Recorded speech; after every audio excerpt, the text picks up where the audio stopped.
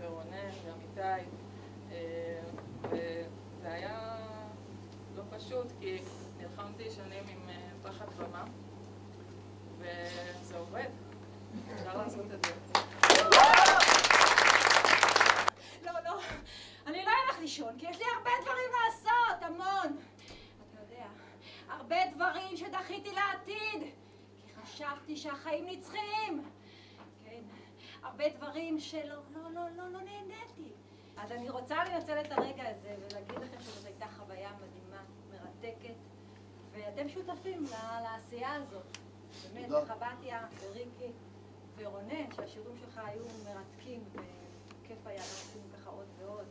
ישי, שאתה עשית עבודה מדהימה, מעמיקה, שלא ויתרת, אתה יודע, הוצאת מכל אחד ככה, זה היה נעים לראות, כמו הדימוי שעולה לי זה פרח שנפתח ונפתח ונפתח.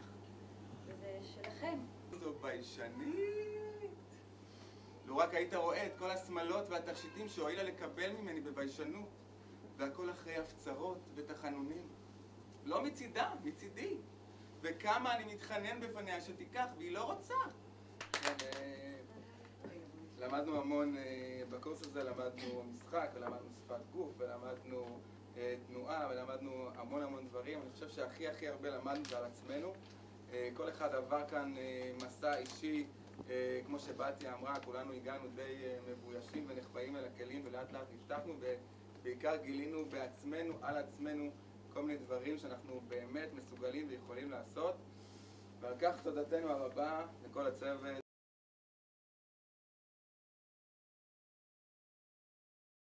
אוי, והארץ הייתה מוצפת בנרקיסים.